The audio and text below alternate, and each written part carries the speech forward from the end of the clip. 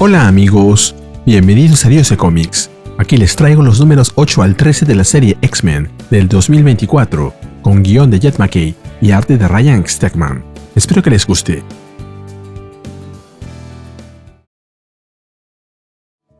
La historia comienza con un primer plano de Henry McCoy, Beast, quien está acostado en una camilla, inconsciente, pero vemos cómo sus ojos, poco a poco, se van abriendo. Cerca de él dos personas conversan. Una de ellas le dice a la otra, el presidente López, que espera que esté satisfecho, tan satisfecho como para olvidarse de ese vuelo tan largo desde Terra Verde. El presidente López responde que apenas notó el vuelo. Él estaba demasiado ocupado pensando en cómo enmendar las injusticias cometidas contra su gente, algo que vimos en X-Force número 6. La otra persona, quien es la encargada del lugar, le dice que considera eso que dijo muy poético y agrega que un juicio arreglado contra Henry McCoy, arquitecto de esas desgracias, facilitará ocultar la devastación ambiental provocada por los titiriteros de Roxxon. El presidente López responde que Roxxon Energy ha sido siempre un buen amigo para el pueblo de Terra Verde y todas las operaciones están dentro de la ley, por lo que no le agrada lo que está insinuando.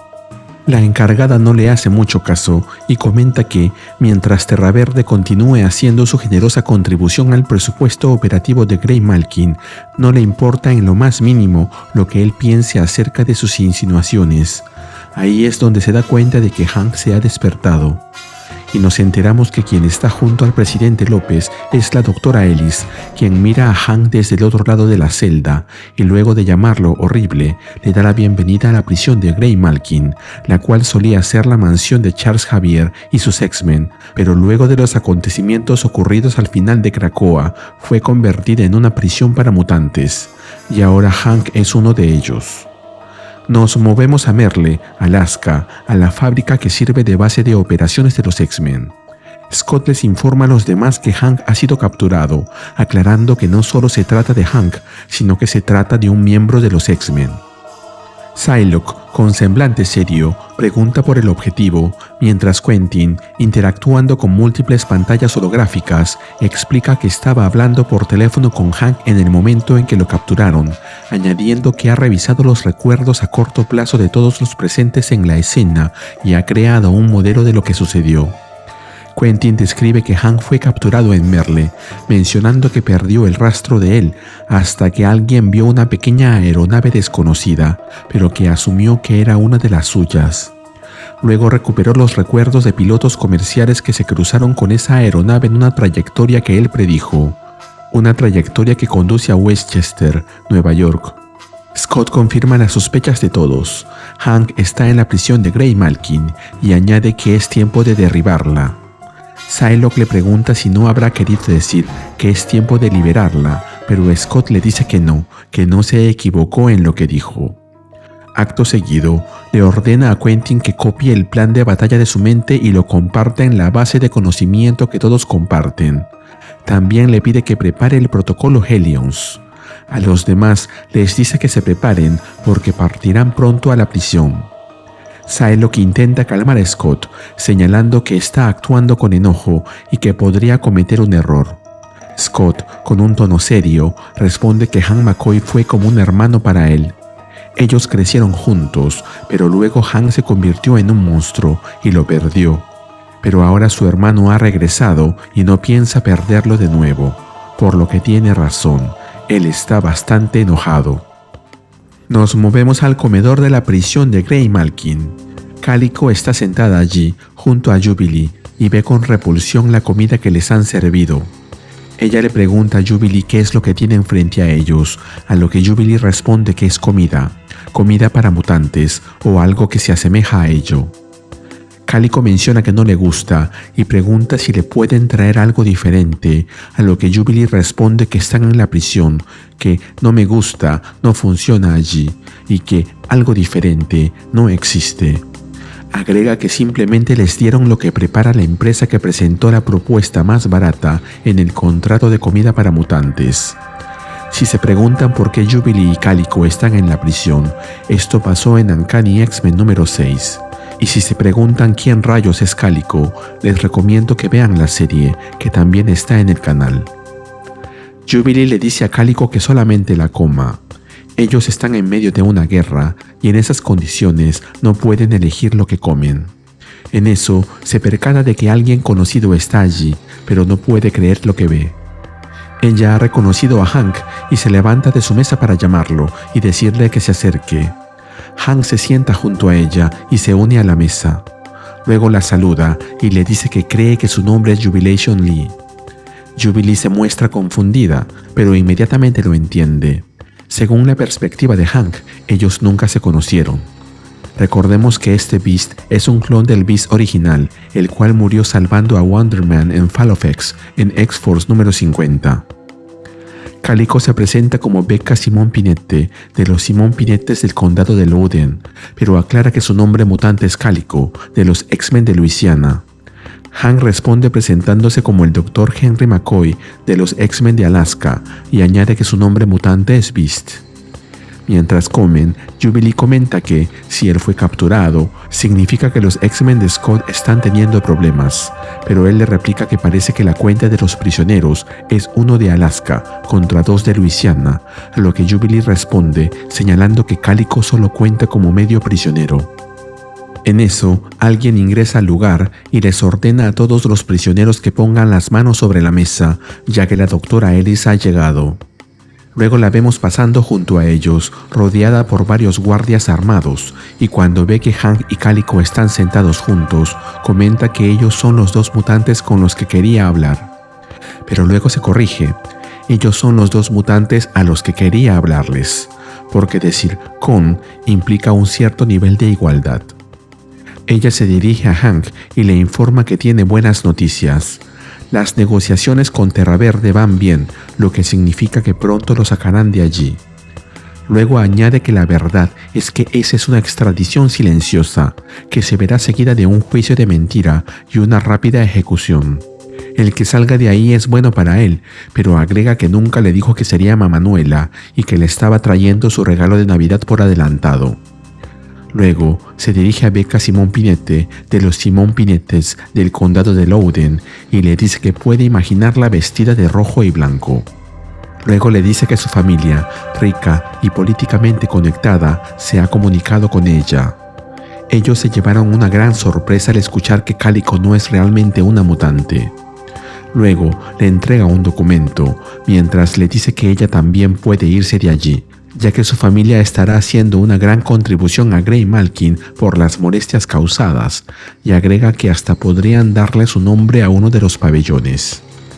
Todo lo que tiene que hacer es firmar esa declaración jurada, en la que declara que no es una mutante, y que es diferente a toda esa basura genética que hay allí, y que está segura de que estará feliz de volver con los de su propia clase.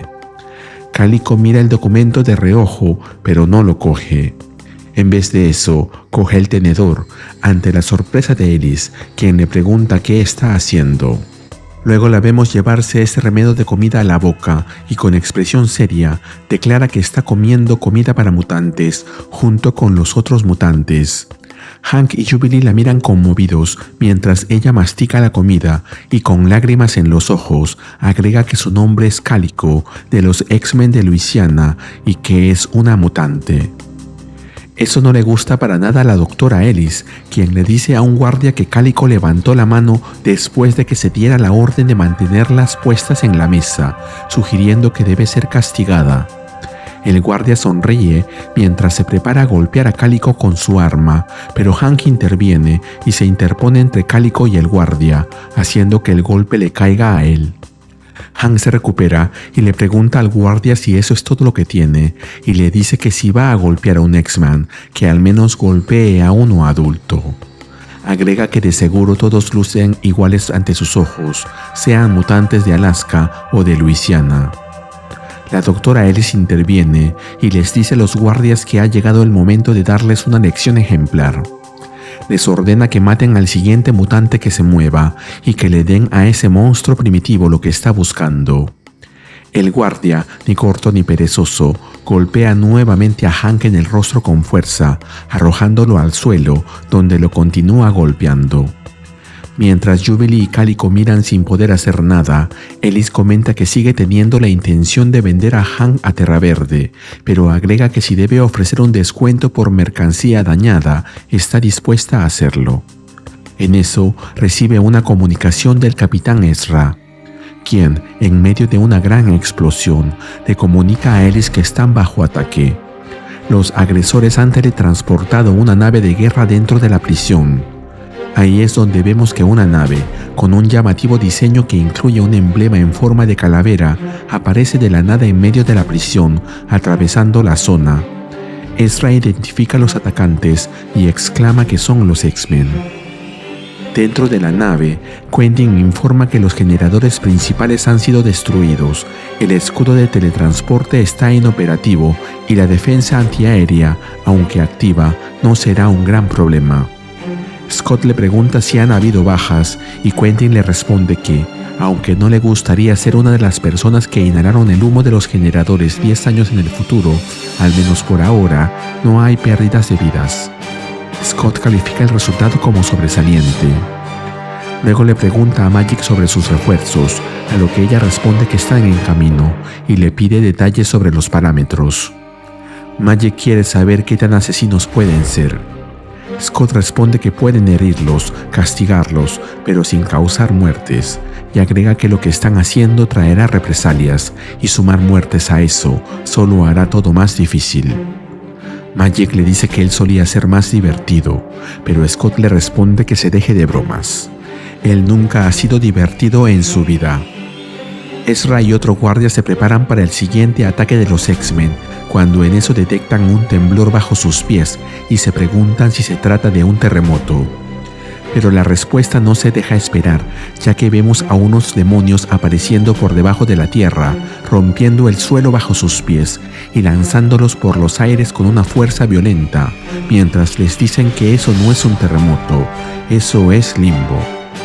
Supongo que ya lo saben, pero por si acaso, Limbo es una dimensión mágica habitada por demonios. No es el infierno, ni tampoco uno de ellos, mucho menos el lugar a donde van a parar las almas de los niños que no han sido bautizados. Eso es en el catolicismo. Dentro de la prisión, la doctora Ellis expresa su sorpresa. Ezra le informa que los generadores principales han sido destruidos, pero asegura que las unidades auxiliares les darán energía, al menos por un momento.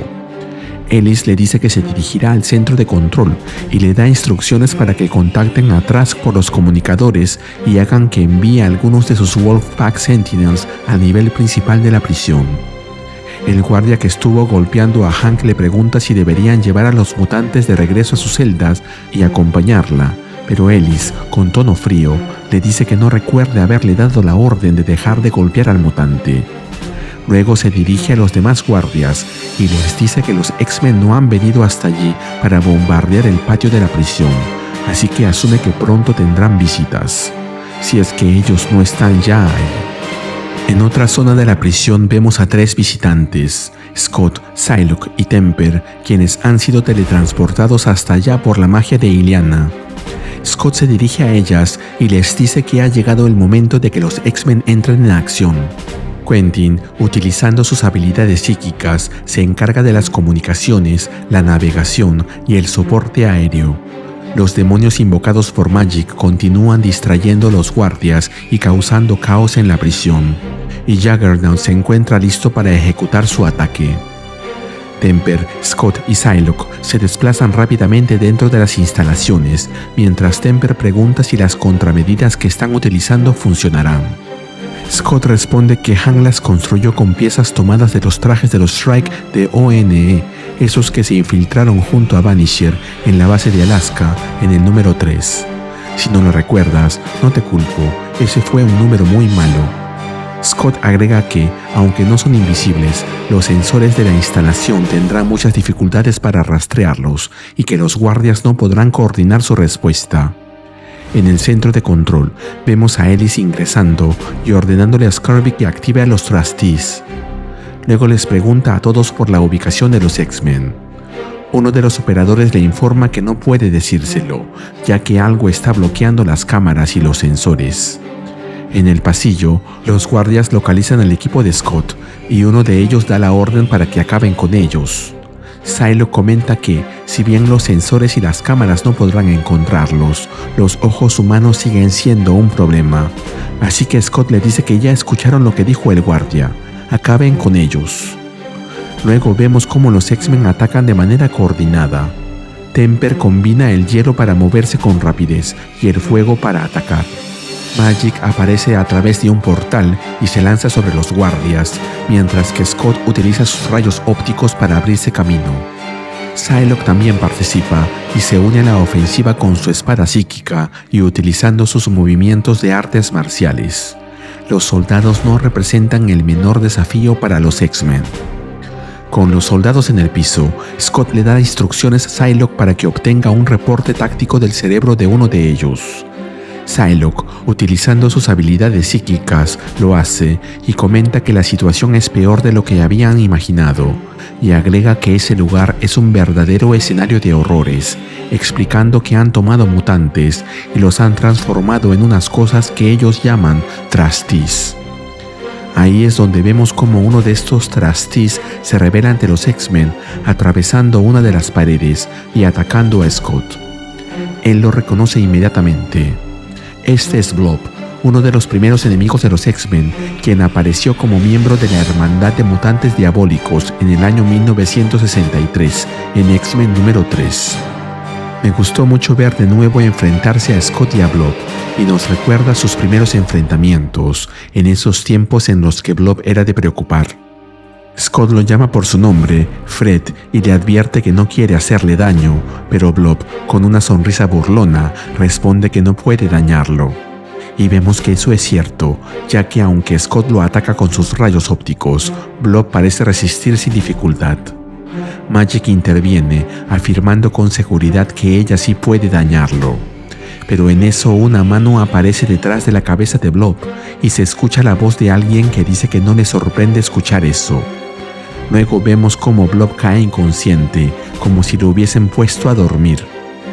Mientras que la voz dice que al final ellos decidieron dejar de perder el tiempo y actuar. Mientras Blob yace en el suelo, vemos que la que dijo eso es Rogue, líder de los Uncanny X-Men, o como se les conoce aquí, los X-Men de Luisiana. Ella está suspendida en el aire y comenta, un tanto incómoda, que ellos recién han empezado a moverse, pero ya los están estorbando. Detrás de ella se ve a Wolverine y a Ransom y Jeter, de los Outliers, quienes están ahí para rescatar a sus compañeros, Calico y Jubilee.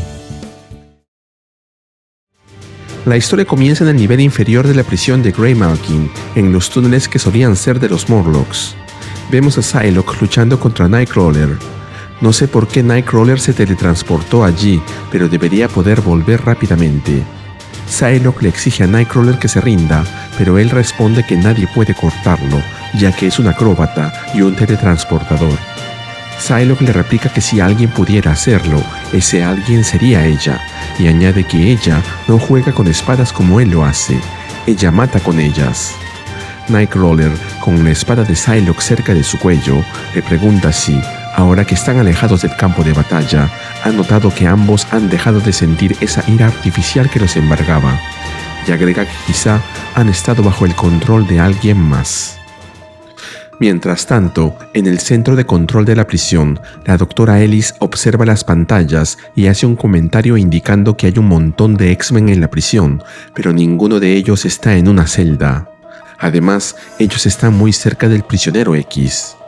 Lo bueno es que tienen a los Trasties y a los Wolfpack Sentinels, por lo que cree que la situación cambiará pronto. Ezra comenta, con todo respeto, que no está seguro de que eso sea cierto, y parece que Scurvy también tiene problemas, ya que le dice a Corinna que si continúa controlando a los Trasties, no podrá seguir influenciando en las emociones de los X-Men. Corinna le responde a Ezra que esos de ahí son solo mutantes, pero Ezra vuelve a contradecirla. Ellos no son solo mutantes, ellos son los X-Men.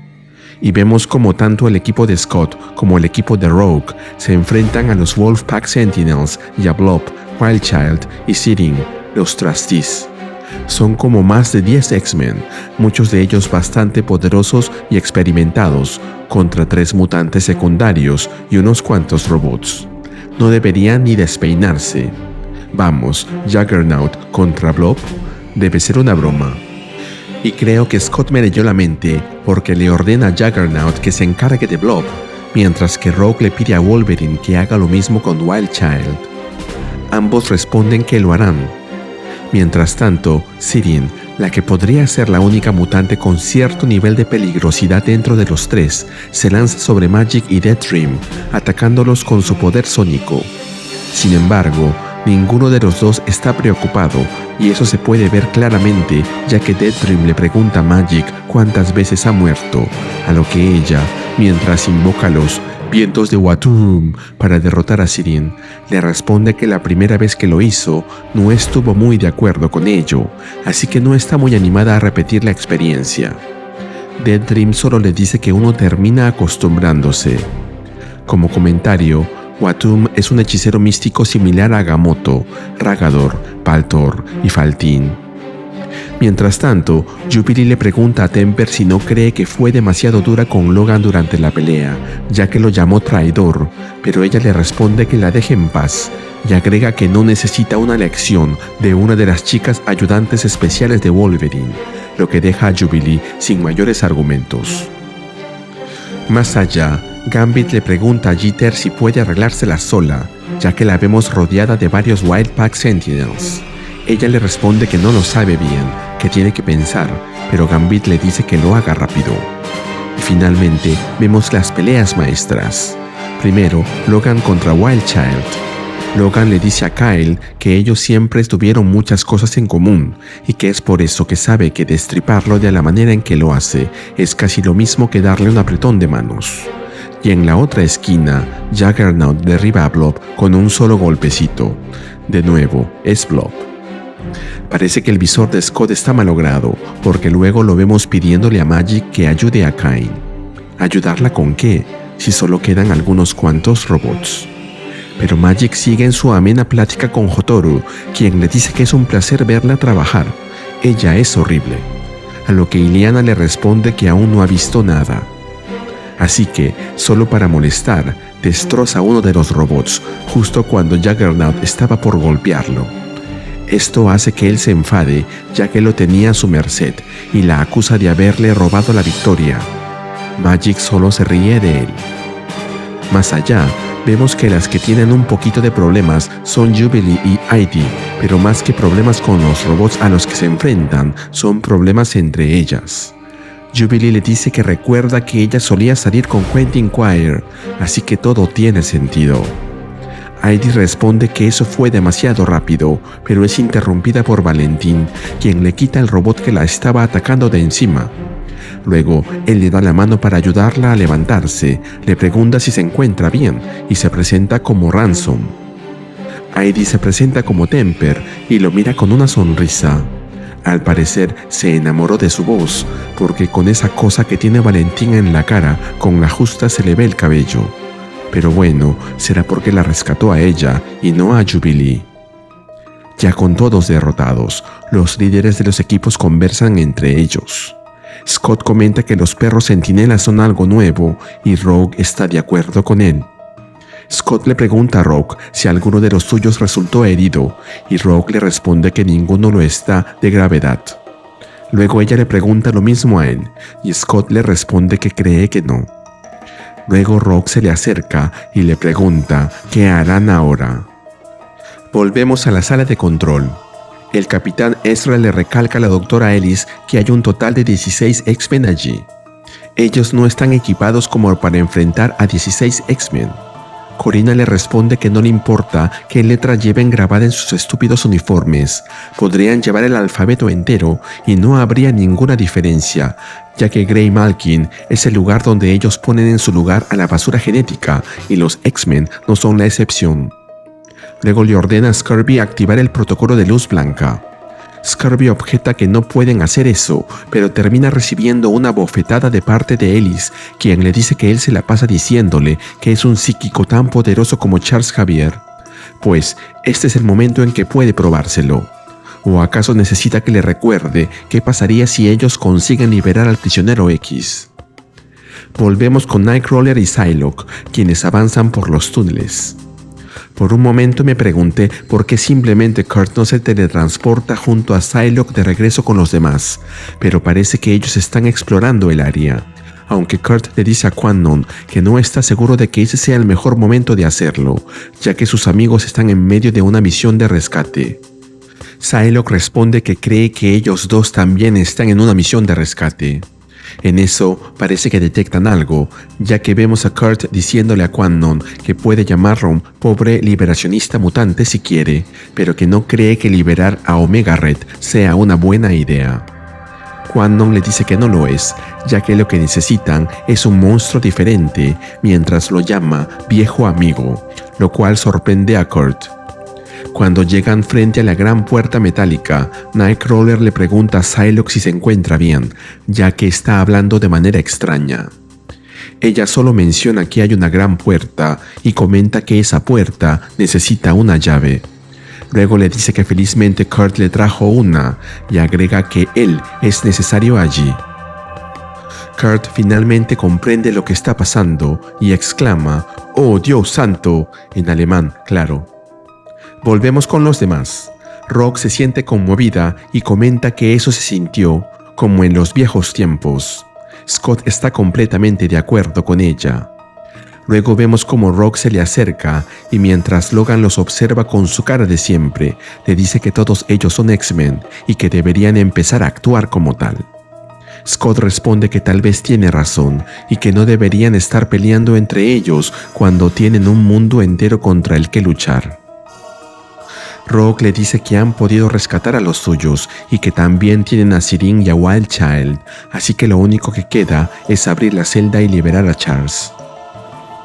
Obviamente, de Blob nadie se acuerda, pero Scott le dice que no. Rogue se sorprende de oír eso y le pregunta qué quiere decir con eso.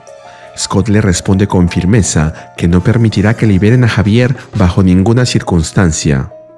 Rogue, indignada, le pregunta si de verdad quiere dejar atrás a uno de ellos, incluso después de haber visto ese lugar. Pero como Scott no responde, lo señala con el dedo y le pregunta, bastante enojada, si acaso eso es lo que él considera la liberación mutante. Scott le coge la mano, la retira de su pecho y le responde que sí, que eso es lo que él llama liberación mutante, para luego soltársela y decirle que ahora todos son libres. Ante la mirada atenta de todos, Scott le pregunta a Rogue si acaso no puede verlo. Javier siempre los ha manipulado y lo seguirá haciendo, siempre, en nombre de su sueño. ¿Y qué les ha traído eso? Pero ahora ellos son libres, ya no tienen que luchar por ese sueño. Ahora son libres para seguir los suyos propios. Y la razón es que ellos están allí y Javier está allí dentro. Ella quiere dejar a Javier en libertad y de vuelta en el mundo. Hacer eso haría que todo termine, ya que estarían de nuevo bajo su control. Pero Rogue no piensa lo mismo y le dice a Scott que eso está mal, que él está equivocado. Scott pierde la paciencia y con una voz cada vez más grave le dice a Rogue que Javier lo obligó a ver cuando asesinó a la tripulación del Agnew y le pregunta si cree que eso estuvo bien. Como comentario, eso se vio en el número 4 de Fall of the House of X, que no está en el canal. Pero Rogue insiste y mirándolo directamente a los ojos, al visor, le dice que ella no dejará a ninguno de los suyos en la prisión. Cyclops, por su parte, responde que él no va a sacrificar la libertad de todos los mutantes en el planeta. Y parece que ya no hay nada más que decir, porque Rogue lo desafía, advirtiéndole que se aparte o tendrá que pasar sobre él. Scott le dice que, entonces, tendrá que matarlo o hacer que Logan lo haga, lo que suena más probable, y agrega que no hay vuelta atrás. Rogue le dice que ella iba a decir exactamente lo mismo. En ese momento, una voz se escucha detrás de ellos, pidiéndoles que se calmen. Y vemos que quien dijo eso fue Scurvy, quien agrega que no le gusta ver a personas bellas como ellos en trajes ajustados peleándose entre sí, por lo que se le pondrá todo mucho más fácil. Ninguno de ellos abandonará Grey Malkin. Wolverine saca sus garras y le pregunta quién se supone que es él. Scurvy le responde que él es alguien que comprende de verdad lo que significa seguir el sueño de otro a cualquier costo y sin importar todo lo que cueste. Luego agrega que Corina Ellis entiende lo que Logan y los suyos son, y también lo que él y los suyos son, por lo que él sacrificará todo lo que es por ese sueño. Scott le dice a Rogue que su discusión aún no ha terminado para luego pedirle a Magik que capture al individuo. Rogue hace lo mismo y le dice a Gambit que detenga a ese tipo. Pero Scurvy usa sus poderes para levitar, señalando que mientras todos estaban preocupados por Javier, nadie se preguntó quién podría mantener encerrado al psíquico más poderoso del mundo. Y después de decir eso, esgrimiendo una sonrisa, activa el protocolo de luz blanca. Y luego vemos a todos los X-Men, a todos los que están ahí, incluso a miembros tan poderosos como Magik o Juggernaut, que entran en trance y sus ojos se vuelven blancos, y hasta en algunos casos emiten luz blanca desde ellos. Yo pensaba que el casco de Juggernaut lo protegía de los ataques psíquicos, pero quizá estaba equivocado. Aunque no lo estaba del todo, ya que vemos cómo Juggernaut consigue resistirse, así que, luego de disculparse con Scott por lo que va a hacer, le dice que necesitan un milagro y que la única oportunidad que tienen es liberar a esa persona. Luego se dirige a la celda del prisionero X e intenta arrancar la puerta con todas sus fuerzas. Sin embargo, una voz se vuelve a escuchar detrás de él. Cain mira de reojo y ve como alguien, luego de darle las gracias por el esfuerzo, le revela que eso es algo completamente innecesario, ya que, a pesar del nombre, lamenta informarles que Prisionero X no se refería a él. Ahí vemos que alguien más aparece, acompañado por Nightcrawler y Psylocke, a quienes parece estar controlando. Él les explica que él no está en esa celda porque lo que hicieron con él fue enterrarlo bajo tierra, algo apropiado para un hombre muerto. Pero ahora él está allí, de pie y resucitado. Él ha regresado from the ashes, de las cenizas. Sí, amigos, Charles Xavier está de vuelta. La historia comienza en la fábrica de Merle, Alaska, que sirve de base de operaciones de los X-Men. Vemos varias naves sobrevolando el cielo, iluminando el lugar con sus reflectores, y escuchamos una voz que dice: «Estamos bajo asedio». Y vemos que dentro de la fábrica están Robert Herman, Glob, Jennifer Starkey, Benjamin Liu y Zorn. Aunque Zorn se mantiene calmado, los otros tres se ven bastante alterados, sin saber qué hacer o qué irá a suceder. La misma voz continúa explicando: «Las acciones del equipo de campo en Grey Malkin han provocado una respuesta. Juan está aquí para arrestar a nuestros camaradas y al resto de nosotros, lo más probable. Pero no lo permitiré». Ahí se nos muestra que quien dice eso es Magneto, quien, con su casco puesto y sentado en su silla de ruedas, se muestra desafiante ante los acontecimientos. Glob, con una sartén en la mano, le pregunta si van a luchar contra ellos. Por su parte, Benjamin se muestra preocupado de que van a descubrir que no murió en San Francisco. Jennifer también comparte su preocupación y agrega que ella ni siquiera sabe cuáles son sus poderes mutantes. Magneto les dice: «Ustedes tres no son guerreros. Puede que lo sean en el futuro, pero no sacrificaré vidas mutantes a la ligera. Zorn y yo enfrentaremos a las tropas de Juan. Glob, tú pilotarás el Quinjet de Henry y llevarás a Ben y Jennifer a un lugar seguro». Benjamin le recuerda que sus poderes no funcionan, pero Magneto le responde: «Sí lo hacen. Tengo RLDS, síndrome degenerativo relacionado a la resurrección, lo que significa que mi control sobre mis dones mutantes es lo que se ha deteriorado. Pero el poder en sí es tan fuerte como siempre, quizá más. Soy tan peligroso como siempre, si no más». Jennifer, consternada, le dice que si lo hace, morirá, pero Magneto solo le responde: «No sería la primera vez». Glob pregunta qué hay de los Avengers y propone llamarlos, recordándole que hace poco formaron una alianza con ellos, lo que se vio en Avengers número 21, pero Magneto responde: No llamaré a otros para que luchen en mi guerra por mí. Mi dignidad ha sufrido mucho últimamente, pero hay un límite. Benjamin lo enfrenta y le dice que lo que sucede es que él quiere eso, salir en un estallido de gloria. Y luego se dirige a Zorn, diciéndole que no puede creer que él, siendo un sanador, pueda aceptar eso. Pero Zorn le responde que lo que él hace es salvar vidas. No tiene control sobre cómo éstas son vividas o terminadas.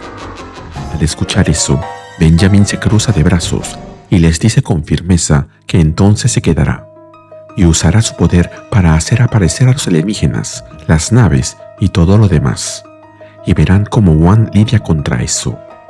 Pero en eso ven un estallido de luz que aparece detrás de ellos y una voz que dice: «No tendrás necesidad de hacer eso, porque ya estamos de regreso». Y allí vemos que quien dijo eso es Cyclops, quien aparece junto a Magik, Temper, Juggernaut, Quentin Quire, Psylocke y Beast. Luego se dirige a ellos y les dice: «Zorn, Hank ha sido brutalmente golpeado. Por favor, atiéndelo. Y Magneto, no tienes permitido morir aún, ¿entiendes?». Magneto le pregunta a Scott si tiene un plan, y Scott le responde: «Siempre tengo un plan. El protocolo Helions está activado desde hace 20 minutos. Ahora abramos una línea de comunicación». Luego de que la comunicación se establece, Scott habla por la radio. Aquí Cyclops, hablando en nombre de los X-Men. «Envíen al agente Lundqvist. Quiero hablar». Luego se escucha la voz de Lundqvist, quien le pregunta a Scott si eso se trata de un truco, y le pregunta si no dirán que los provocó tan pronto como ponga un pie en el territorio de la fábrica. Pero Scott le responde: «Ya estoy más que provocado, Lundqvist. Así que no tienes nada que perder viniendo a conversar.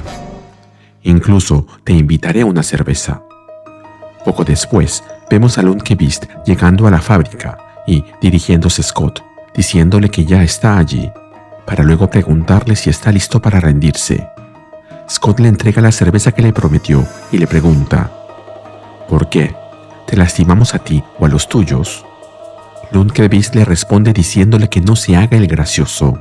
Él y sus X-Men atacaron la prisión de Greymalkin con una nave de guerra, invocaron lo que le dijeron que eran demonios, dañaron la propiedad y lastimaron a los empleados. Scott le responde: «Sobre eso, 2 de agosto del 2002.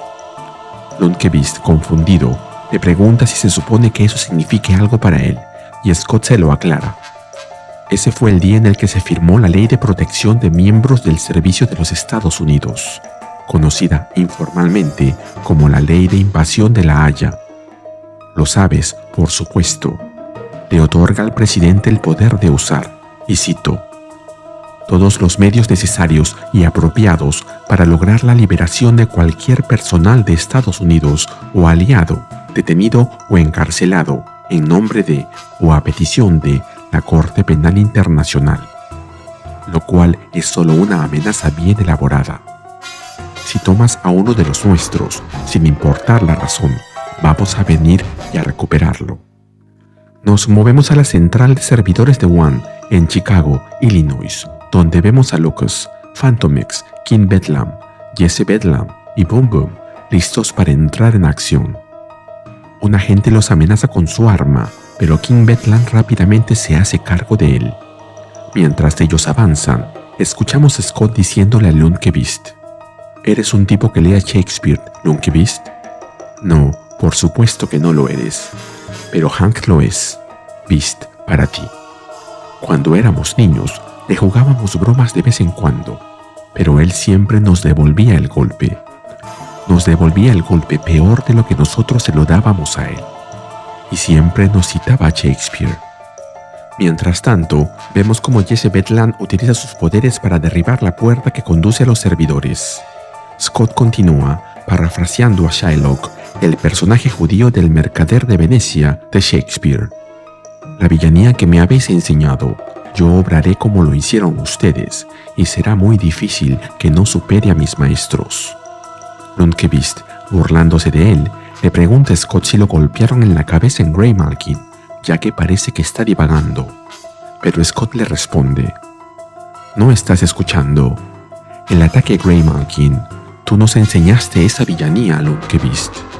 Graymalkin tomó a uno de los nuestros y lo recuperamos.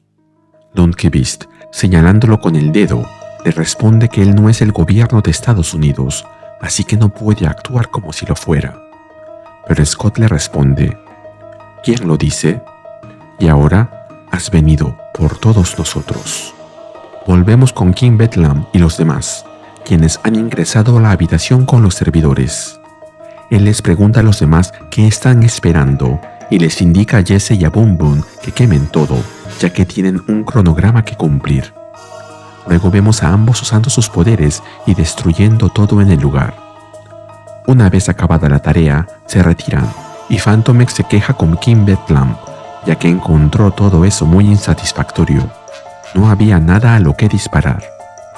Locus comenta que todavía no está segura de por qué él se les unió, a lo que Fantomex le responde que él tampoco lo está, al menos por el momento, a lo que Locus agrega que está segura de que encontrarán algo para que le dispare durante la noche. Volvemos con Scott y Lundqvist. Lundqvist le dice a Scott que los tienen completamente acorralados y que no les quedará nada después de lo que hicieron en Graymalkin. Scott le responde: quizá, pero tú no tienes a ningún superhumano. Luego le pide que le diga qué le dijeron los Avengers cuando sus superiores les pidieron ayuda en esa operación. Lundqvist, desafiante, le pregunta si acaso ve ahí a algún Avenger, a lo que Scott responde: estamos en un estado de guerra fría, Lundqvist, tú y yo, y los poderes que representamos. No quiero enfrentarme al gobierno, pero has venido a arrestarnos a todos nosotros en nombre de Graymalkin, una entidad privada. Una entidad a la que le das un trato escandaloso porque han quitado de las manos del gobierno el problema que representaba Xavier. Así que eso tiene que pagarse. Tú sacaste un cuchillo y yo una pistola. En eso, vemos a Lundqvist recibiendo un mensaje en su teléfono y se sorprende por lo que escucha.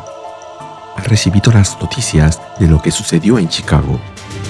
Nos movemos al hangar de apoyo del Sentinel Squad 1 en Springfield, Missouri, donde vemos a Jesse Bedlam, Fantomex y Boom Boom enfrentándose a un centinela. Boom Boom comenta que esta vez no es tan fácil y Fantomex responde que es mejor así. Luego agrega que viajar con su pequeña liga intramuros parecía ofrecerle oportunidades para un deporte vigoroso, pero que se vio muy decepcionado y que temía perder su destreza por la falta de práctica. Jesse Bedlam lo interrumpe y le pregunta: Fantomex, ¿cómo demonios estás matando centinelas con un par de pistolas? Balas revestidas de adamantium, munición de interfase, balas de vibranium antártico.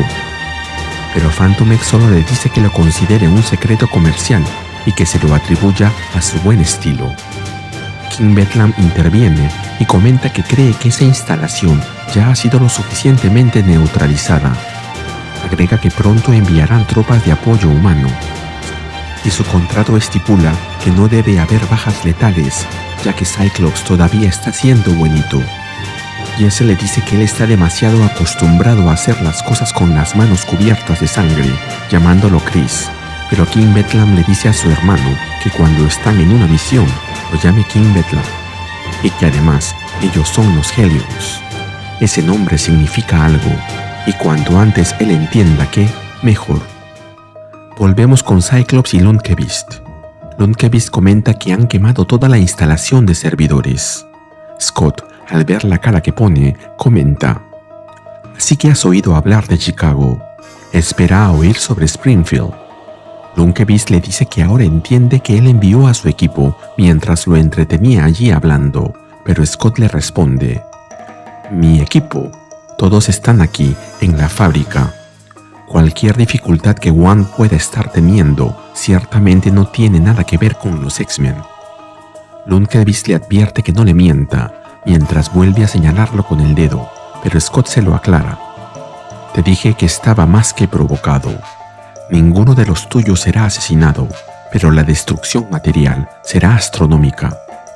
Estoy dando a entender algo, y mis agentes seguirán dándolo a entender hasta que tú y tus hombres abandonen Alaska. Cada minuto que te quedas aquí más del presupuesto operativo de One se va en reparaciones y reabastecimiento. Más de la capacidad de One para operar efectivamente será eliminada. Esto es lo que sucede cuando me provocas, Lundqvist.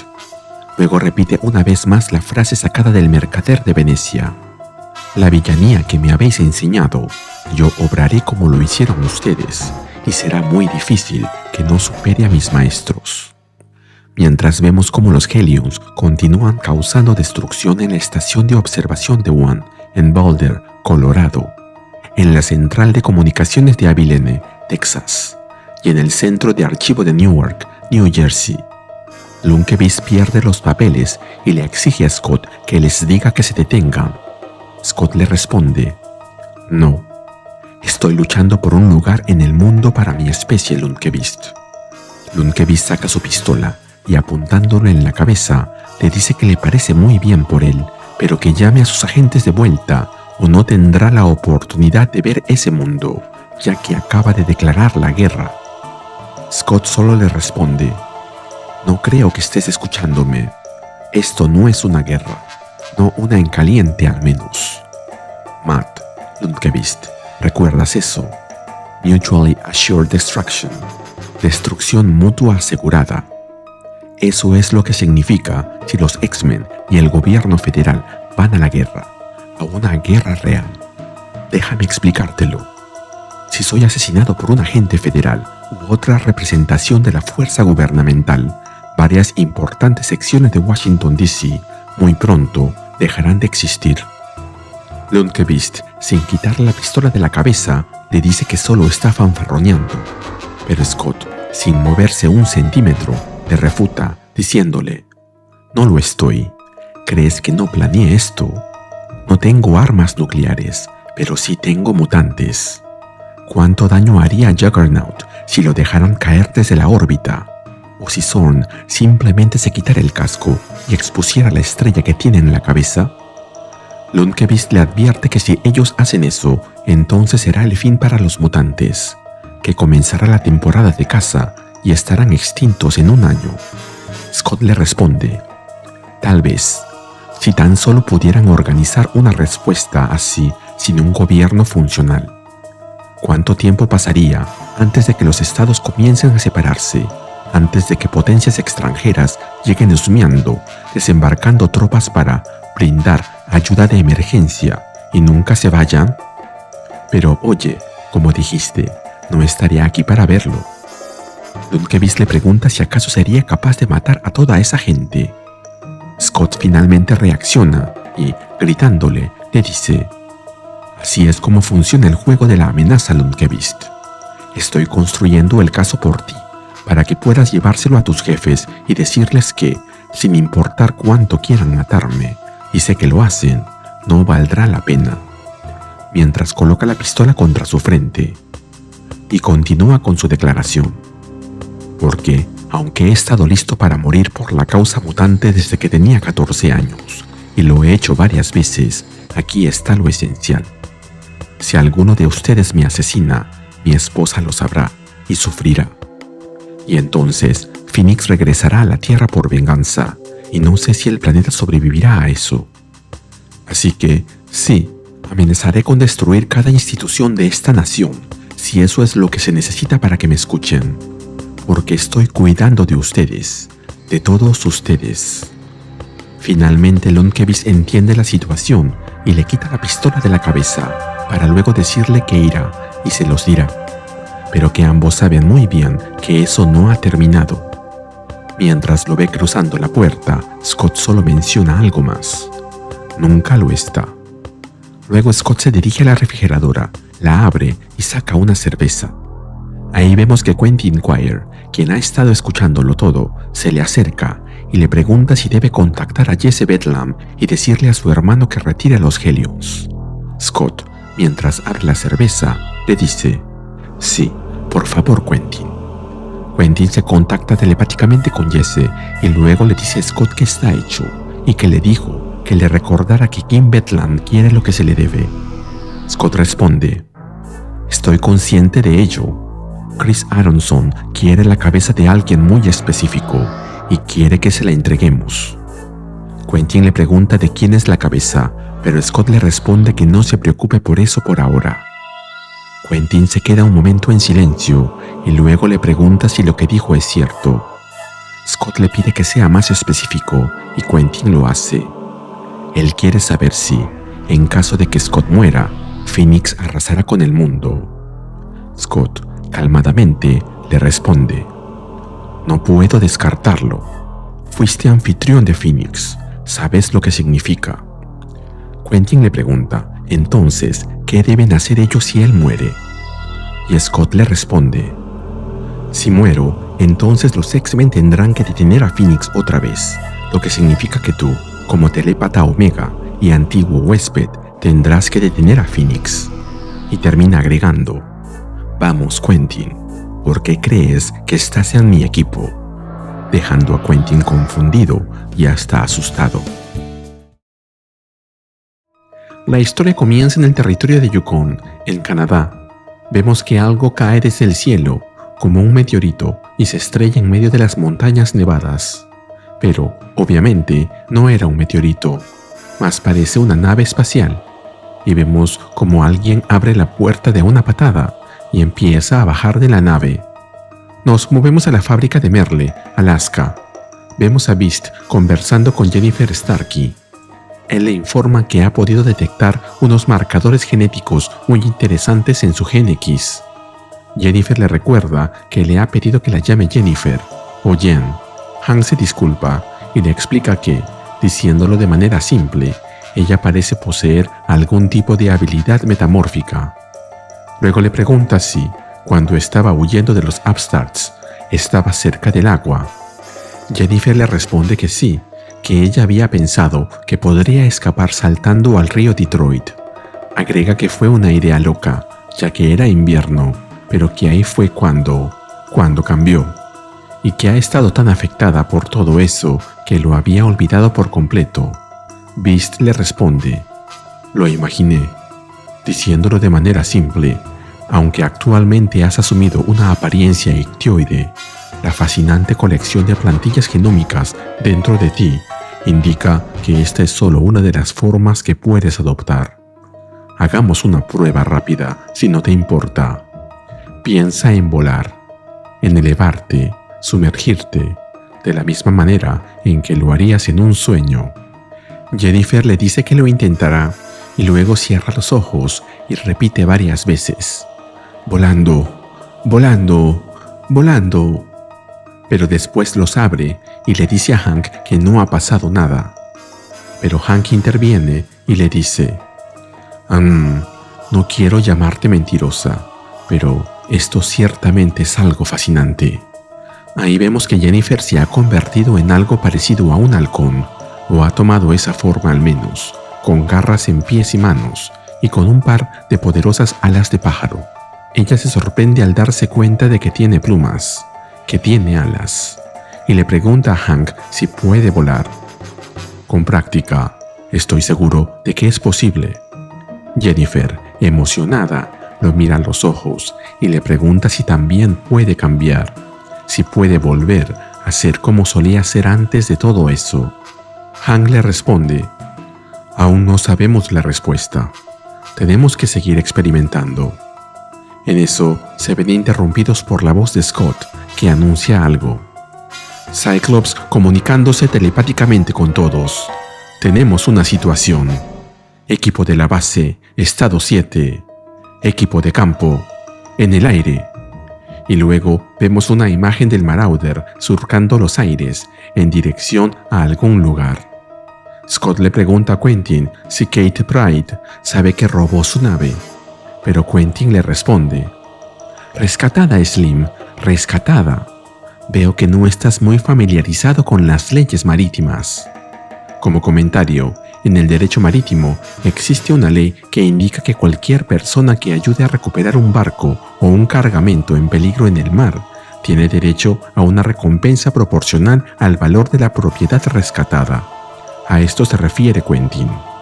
Scott, luego de escucharlo, le responde que espera que se divierta explicándole los detalles a Kate cuando lo descubra.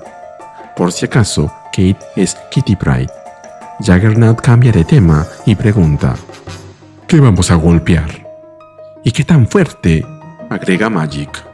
Juggernaut le responde: ¿qué quieres decir con qué tan fuerte? Solo hay una respuesta, y esa es: tan fuerte como puedas. Estoy experimentando con diferentes matices de la palabra, le explica Magik. Pero Cain solo se ríe de ella. Scott interviene y les dice a ambos: si ustedes dos ya han terminado, hace 20 minutos detectamos lo que parece ser una nave espacial entrando a la atmósfera sobre el espacio aéreo canadiense. Normalmente no sería algo de nuestra incumbencia, pero esta nave se estrelló y ahora quien quiera que estuviese dentro se dirige directamente a la frontera de Yukon y Alaska a alta velocidad. Y el punto final proyectado de esta ruta directa, voy a asumir que es Merle o la fábrica, comenta Temper. A lo que Scott responde: 20 puntos para Temper. Juggernaut y Magik, quienes estaban jugando a las cartas, sorpresivamente las arrojan al aire y dicen: ¿qué? ¿Hay puntos? ¡Quiero puntos! Pero Scott no les hace caso. En vez de eso, continúa explicándoles la situación. Sea quien sea o lo que sea con lo que estamos lidiando, no queremos que llegue a Merle. La ciudad ya está lo suficientemente alterada por la visita de Juan del otro día, así que no necesitamos que nos culpen por traer alienígenas a su puerta. Magik, Quentin ya tiene una ruta de intercepción trazada. Necesito que te conectes con el X-Drive y nos lleves allí. Magik le pregunta qué recibirá a cambio. Scott se queda pensando y luego le dice que le dará 30 puntos. Tonto, lo habría hecho por 20, comenta Magik riéndose. Quentin, por su parte, le dice a Psylocke que lo están haciendo sentir como si estuviese tomando píldoras enloquecedoras. A lo que Psylocke, también sonriendo, le responde que, hablando de eso, ella le ha estado suministrando píldoras enloquecedoras mientras duerme, además de arsénico. Quentin solo le responde que ahora todo cobra sentido. Y así es como transcurre un día de los X-Men cuando no están peleándose contra alguien, haciéndose bromas entre ellos, burlándose los unos de los otros, amenazándose de muerte. Parece que el tiempo juntos los ha unido más. Mientras tanto, en el suelo, vemos como una moto espacial atraviesa rápidamente el terreno. El piloto viste un traje rojo y negro y lleva un casco que oculta su identidad. Pronto se nos revelará quién es, pero antes de eso, piensa en un momento cuántos personajes relacionados a los X-Men visten de rojo y negro. En eso aparece el Marauder sobre él, que ha sido teletransportado hasta allí por Magik, causando sorpresa en el piloto de la moto. Y escuchamos una voz que dice: visitante desconocido, este es Cyclops, transmitiendo desde el Marauder en todos los idiomas galácticos conocidos a través del Shi'ar Universal Translator, el traductor universal Shi'ar. Si has venido buscando a los X-Men, los has encontrado. Y si has venido buscando una pelea, te aconsejaría que no lo hicieras. Juggernaut le reclama a Scott que no les malogre la fiesta, pero luego reciben una respuesta del motociclista desconocido. ¡Qué seriedad, Scott! ¿Es esa una forma de hablarle a tu padre? Y vemos que quien está manejando la moto es Christopher Summers, Corsair, el padre biológico de Scott, así como también de los otros hermanos Summers, Alex y Gabriel, Havoc y Vulcan. La última vez que apareció en los cómics estaba caminando en toalla en la nave de Jean Grey, su nuera, y peleando junto a ella en la serie de Phoenix, que también está en el canal. Scott, sorprendido, le pide a Quentin que aterrice el Marauder, a lo que él responde: «Oh, por Dios, Slim, el bigote de tu padre es de otro mundo». Y luego vemos al Marauder aterrizando junto a la motocicleta de Corsair. Corsair saluda a su hijo y le dice que ha pasado demasiado tiempo desde la última vez que lo vio. Scott le responde que a él también le agrada verlo, y luego le pregunta qué se trae entre manos. Corsair le pregunta a qué se refiere con eso, mientras que, en la nave, Vemos a Magik felicitándose por haber realizado otra teletransportación perfecta y luego preguntando dónde está el alienígena. Temper le informa que no hay ningún alienígena. En cambio, tienen al papá de Cyclops. Magik se sorprende al escuchar eso. De regreso con Scott y su padre, vemos cómo este se lo explica. Tú eres Corsair, el azote de las rutas espaciales. El azote del espacio, hijo, lo interrumpe Corsair. Lo que sea, la cosa es que siempre tienes algo entre manos. Pero antes de que pueda responderle, se ven interrumpidos por Magik, quien le dice: Oye Corsair, eres hombre muerto. ¿Creías que lo iba a olvidar? ¿Creías que simplemente lo dejaría pasar? Nos dejaste con los Shi'ar y huiste con la cola entre las piernas. Como comentario, esto se vio en New Mutants número 1 del 2019. Corsair, sorprendido, le explica que no tienen tiempo para eso, ya que están en medio de una situación muy complicada. Pero Magik se le arroja encima y le dice: Oh, claro que tenemos una situación aquí, mientras lo golpea en el rostro con un puñetazo. Scott lo separa y le grita a Magik que se detenga. Mientras tanto, desde la nave, Temper comenta que cree que deberían hacer algo, pero Quentin rechaza la idea y le dice que, definitivamente, no deben hacer nada al respecto. En eso, son interrumpidos por una voz que les dice: La fábrica llamando al Marauder. Hemos detectado un enorme pulso gravimétrico. Algo abrió un Stargate justo en el borde del límite atmosférico y están en una trayectoria de intercepción, lo que significa que están a punto de tener más compañía. Al oír eso, Quentin se dirige a Scott y los demás y les grita que dejen de perder el tiempo, para luego anunciar que emprenderán una maniobra de evacuación de emergencia, por lo que el Marauder estará despegando en breves segundos. Corsair, sin hacer caso, les grita a Scott y a Magik: Se los dije, estamos en medio de una situación. Creen que me estrellé aquí porque soy un mal piloto, porque no lo soy. Scott, intrigado, le pide que se explique y Corsair, apuntando al cielo, lo hace. Ellos han estado siguiéndome desde el espacio Kree-Skrull y cualquier ventaja que tenía se perdió con todo este pequeño conflicto. Y ya están aquí. Ahí vemos cómo, en el cielo, aparece teletransportándose una gigantesca nave alienígena de color rojo que tiene la forma de una ballena, con la boca abierta de par en par. La reacción de sorpresa de Scott y de Magik no se hace esperar. Simplemente no pueden creer lo que están viendo. Inmediatamente todos suben al Marauder. Corsair es el último en hacerlo y les pide a todos que se vayan de allí lo más pronto posible. Así que Scott se dirige a la cabina y, con voz enérgica, le indica a Kid Omega que despeguen inmediatamente y se larguen del lugar. Quentin, visiblemente disgustado, no dice nada y simplemente lo hace, logrando que el Marauder se aleje de la nave alienígena justo a tiempo para evitar un conflicto mayor, aunque esto no evita que los invasores les disparen sin tregua. Luego Scott les cuenta a todos lo que sabe sobre esa nave. Eso es una Canti, una ballena espacial. Ha sido convertida en una nave de guerra. Quentin, necesito un escaneo mental. Dame todo lo que puedas sobre la Canti, sobre quiénes están a bordo. Quentin le responde que no detecta pensamientos conscientes de la Canti. Parece que ha sido lobotomizado.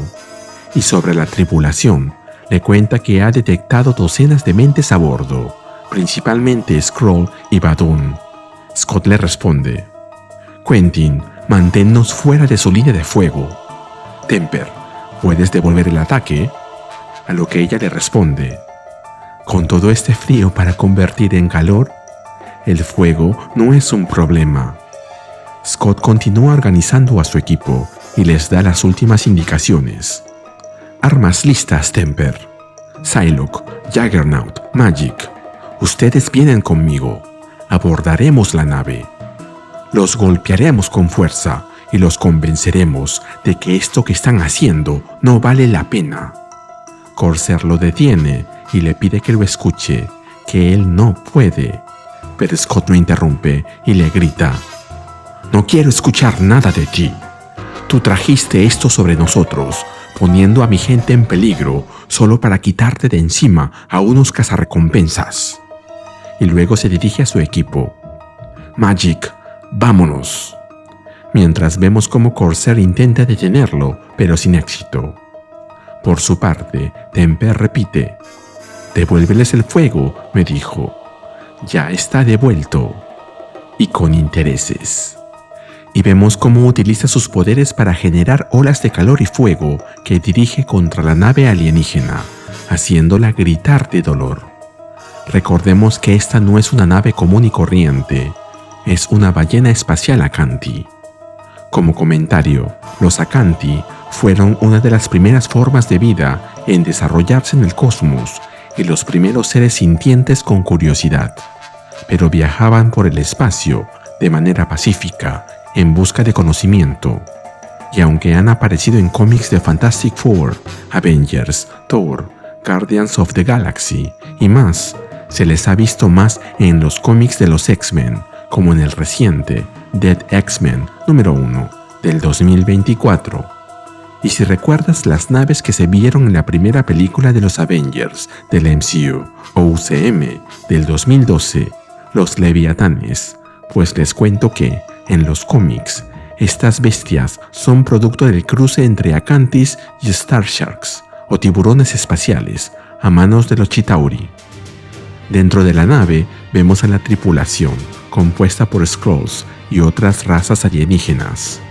El Skrull que está al mando de la nave exclama que los terrícolas destruyeron el 30% de los sensores frontales, pero otro de los que están ahí le responde: «No los pierdas de vista. Recuerda la recompensa. Necesitamos a la criatura Summers viva».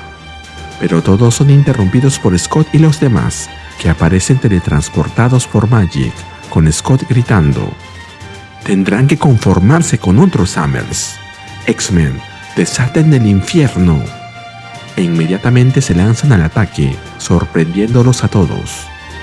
Mientras tanto, en la nave, vemos a Corsair hablando con Quentin y diciéndole que necesita hablar con Scott. Quentin le responde: «Claro, ¿por qué no? Te estoy conectando al Team Psychoms, el grupo de comunicaciones telepáticas. No es como si estuviera ocupado ni nada».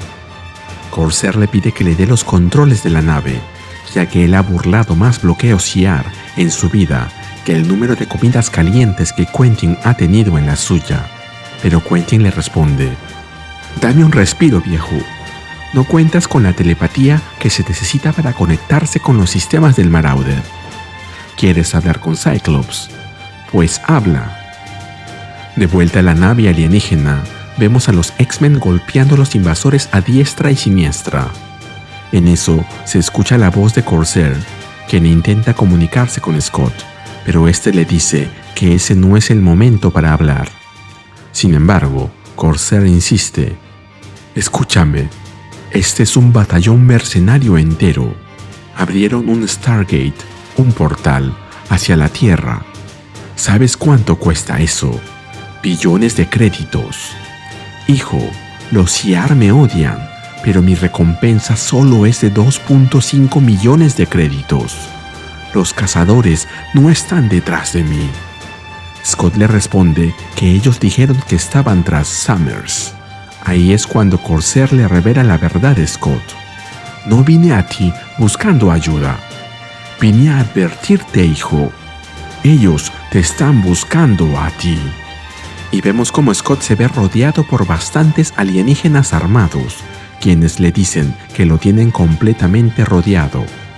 Y al parecer así es, ya que no vemos por ningún lado a los demás X-Men. ¿Podrá Scott salir de esta por su cuenta o tendrá que llamar a su esposa para que lo salve? Lo veremos pronto.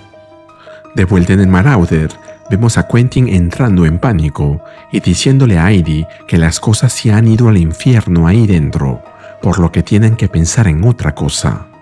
Pero antes de que ella pueda decir algo, se escucha otra transmisión por radio que dice: Marauder, ¿me copian? Quentin les pregunta quiénes son y ellos se lo informan. Este es Vindicator, operando bajo la autorización del Departamento H. Hemos sido autorizados para operar en el espacio aéreo de Estados Unidos para este enfrentamiento y estamos en ruta para apoyarlos. Quentin responde: Mire señora, literalmente nada de eso significa algo para mí y estoy un poco ocupado ahora mismo. Pero Vindicator se lo deja bien claro. Lo que eso significa, pequeño idiota, es que este desastre comenzó en Canadá y nosotros limpiamos nuestros desastres. Alpha Flight está en camino. Y vemos aparecer a esta nueva versión de Alpha Flight, a quienes no veíamos desde finales del 2023. Y era obvio. O sea, si hablas de Canadá, generalmente o traes a Wolverine o traes a Alpha Flight. La verdad, no los he seguido mucho, pero me parece que ha habido un cambio en su composición. Y según lo que he averiguado, los miembros que aparecen aquí son James Hudson, quien usa el alias de Guardian o Guardián, su esposa Heather McNeil, quien usa el alias de Vindicator, Eugene Judd, el Puck de siempre, que creo que todos conocemos, Narya, quien usa el alias de Snowbird, y Marina Smallwood. Así que, en el siguiente número, tendremos un crossover entre los X-Men y Alpha Flight, pero esta vez sin Logan. La historia comienza en el Departamento H, en el pasado, y vemos a dos personas conversando. Una de ellas, quien está sentada, parece ser el que está a cargo, y le dice a la otra persona, la agente Arsenault, que, como ella ha observado a los prisioneros, como ella ha estudiado sus archivos, que por favor le diga al consejo qué opina de ellos. La agente Arsenault responde: En resumen, señor, los de Alpha Flight son unos héroes. Sin embargo, también son unos criminales. De ahí su encarcelamiento. Donde esas dos identidades se intersectan, esa es la clave de este proyecto. La persona que está a cargo agrega: Cuando se pusieron del lado de los mutantes durante la Unpleasant Nest, la situación desagradable, ellos quebraron la ley y pagaron el precio por ello. Como comentario, esto se vio en Alpha Flight del 2023 durante los eventos de Fall of X. La agente Arsenault replica: Ellos fueron encarcelados, se hizo justicia, pero Canadá se quedó sin un equipo de respuesta superhumano. Esto es un desperdicio de recursos, tanto en el ambiente superhumano como en el de las relaciones públicas. Ellos son héroes, lo que significa que desean hacer el bien, ayudar a la gente. Nuestro proyecto busca permitirles hacer precisamente eso. Y son criminales, lo que significa que están a merced del Estado, de nosotros, del Departamento H, a lo que uno de sus jefes agrega: lo que significa que Alpha Flight está completamente bajo nuestro control. James McDonald Hudson, Guardian, un superhéroe nato, le ha costado todo, incluida su vida en más de una ocasión, y aún así no se rinde. Eugene Judd, Puck, un hombre con una larga historia que lo ha visto y hecho todo. Una leyenda viviente. Ironía, no creo en eso. Narya, Snowbird, una diosa viviente del norte. Como se niega a reconocer a las autoridades mortales, me sorprende que haya aceptado un puesto en el programa. Marina Smallwood, Marina, un caso peculiar, se entregó voluntariamente para estar con sus compañeros de equipo. Ha pasado por una gran cantidad de traumas. Alpha Flight es todo lo que tiene. Michael Tu Youngman, Shaman, nuestro objetor de conciencia. Entre los Alpha, el Dr. Tu Youngman es el único que rechaza un puesto en el programa de Alpha Flight por razones éticas. Necesitamos más influencia sobre él. Y luego está su supervisora y nueva líder, tu agente Arsenault. Nombre clave, Vindicator. Nos movemos al presente, en donde vemos a la nueva Alpha Flight, comandada por la agente Arsenault como Vindicator, guiándolos hasta su destino, el lugar donde los X-Men se enfrentan a los invasores alienígenas. Ella le dice a Guardian que él se unirá a ella para atacar de manera directa y le ordena a Puck, Marina y Snowbird que sean su equipo de abordaje para que desactiven el núcleo de esa cosa, ya que quiere que caiga antes de que llegue a una zona poblada. Guardian le dice a Arsenault que no lo provoque, pero ella le responde que ella es quien dirige a Alpha Flight, así que lo provocará tanto como considere necesario. Y le recuerda que durante las misiones debe llamarla Vindicator. Marina comenta lo molestoso que es trabajar con ella, y Puck le recuerda a Guardian que no debe dejar que ella se meta debajo de su piel, ya que todos ellos saben quién debería estar en ese traje. A lo que Arsenault o Vindicator le responde: pero Heather querría que estuvieras aquí fuera haciendo el bien, no pudriéndote en prisión. Además, como está en coma, lo que Heather Hudson quiera o no quiera es irrelevante, mientras que lo que yo quiero es tu principal prioridad. Snowbird, por su parte, le dice a Vindicator que habrá un ajuste de cuentas por hablarle a una diosa de esa manera, a lo que Vindicator le responde: lo tomaré en cuenta, Snowbird. A una cosa más, cuando sientas que eres lo suficientemente diosa, sabes dónde encontrarme. Nos movemos al interior de la Ascanti, la nave alienígena que usan los invasores, y vemos a Cyclops enfrentándose a sus captores, pero como ellos llevan puestas armaduras hechas de cuarzo rubí, el mismo material del que está hecho su visor, sus disparos ópticos no les están haciendo nada, así que se comunica con Juggernaut, a quien le pide asistencia. Juggernaut le responde que estará ahí en un segundo, pero es atacado por uno de los alienígenas. Juggernaut le pregunta si cree que eso que le está disparando podrá detenerlo, y el alienígena le responde: la espuma inercial puede detener a un Nova a máxima velocidad terrícola, y tú no eres un Nova. Más allá, vemos a Magik cargando contra otro de los alienígenas, a quien llama Bola de Baba, pero este le dispara con un rayo sónico que la detiene en el acto para luego informarle: esos son 2000 teragrax de puro vértigo terrícola. Así que Magik no tiene de otra que abrir un portal interdimensional y escapar de ahí rápidamente mientras maldice a sus enemigos. Cyclops intenta comunicarse con Quentin, quien sigue en la nave, y le dice: Quentin, estaban preparados para nosotros. Tenían listas las respuestas perfectas para contrarrestar todos nuestros poderes. En eso se escucha la voz de otro alienígena, quien le dice: correcto, si deseas capturar a un alienígena tan extraño como un X-Man, entonces contratas a lo mejor en zoología extrema. Dr. Xanto Starblood, a tu servicio. Creo que encontrará mis métodos de captura satisfactorios, Capitán Carcos. Y a su lado vemos a quien parece ser el líder del grupo, el Capitán Carcos, quien le responde que, sin ninguna duda, son más que satisfactorios.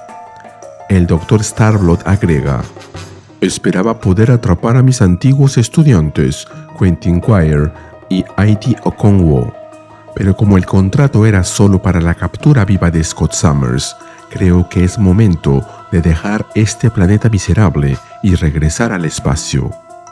Como comentario, el Dr. Xanto Starblood es un zoólogo alienígena que, cuando llegó a la Tierra, atacó el Instituto Jean Grey para estudios superiores con la intención de asesinar a Broo, a quien consideraba un error en el universo que debía ser corregido. Él apareció por primera vez en Wolverine and the X-Men número 5 del 2012. El Capitán Carcos parece que es una nueva adición a los cómics, pero supongo que pronto será olvidado. De vuelta en la nave de los X-Men, vemos que Quentin se lamenta de que los alienígenas estén bloqueando las comunicaciones psíquicas. Temper agrega que aún tienen a Scott y a Kaine en la nave, así que no puede freír esa cosa con ellos dentro.